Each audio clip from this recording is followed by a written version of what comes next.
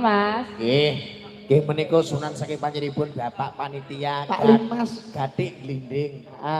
Oh iki wis katuran. Jadi wong kondo biyen kae ngandaki ra ngene Mas Penceng. Pripun Mas? Hubungan jare wong kondo biyen kae ambak godhong kates iso nglegakno weteng. Nggih. Apa meneh awak dhewe satunggaling manungsa kudu iso nglegakno tumekaning marang liya. aku mangan godhokan kates malah besesuti Mas. Sumpah wetengku lara Mas. Berarti jeramu iki kok ya. Saking Pak Mantri Blebo ngapunten saking Mas Petro. Pripun Mas? Menika ngersake wonten 10 mandhapipun ireng-ireng. Halo. Bengi iki 10 ora keri ya to. Pokoke iso nek kene 10 Terus ciri khas nggih Mas ya 10. Ciri khas. Oke tak dalu Pak Asadi ampun kaget main teng Blora ya. Aman Mas nggih. Kali sinau Mas. Nggih. Sinau apa nak kurang 50 yo gremeng ora barbar apa. Ora yo. Sing gremeng sing wedok maksudnya. Ngono. Kang minangkane Mbak Mei ya nggih, Pak. Mbak Mei kok nggih mah tunjuk karo Pak Dela kok kedugak ae modele. Wis kono kuwi, Mas. Heeh. Ale garwaku purun apa mboten? Garwane kula nderek. Sinten? Dik Prima. Alah. Kete kesungsem tenan ya Prima. Sumpah ngawasi bleguke ngono. Ambil Delia saiki Delia tersingkirkan aku. Biyen bojomu yo kaya ngene iki lho ya. Biyen yo ngene iki ning remuk saiki aja.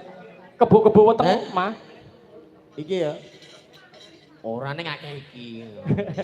Biyen nom-nom bojone. Alah wong bojone Penceng ketok ayo mlakune muser.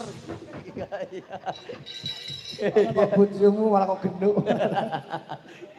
10 mandhapipun rengi-rengi. Ireng-ireng. Ireng-ireng. Ireng-ireng kuwi sing ireng yo ngono ya.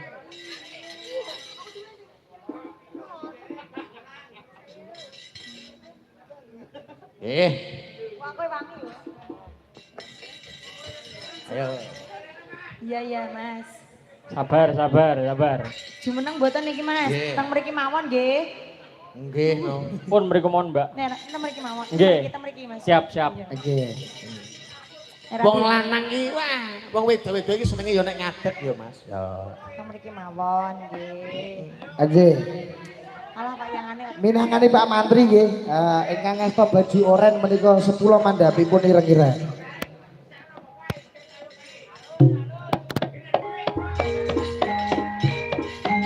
Yuk, oh.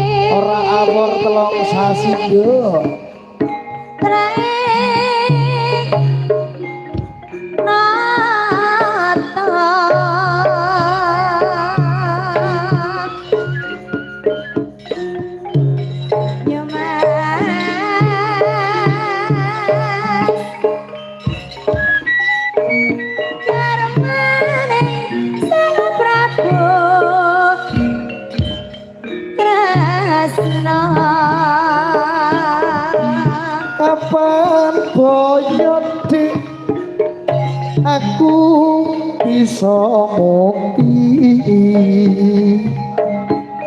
panyumunmu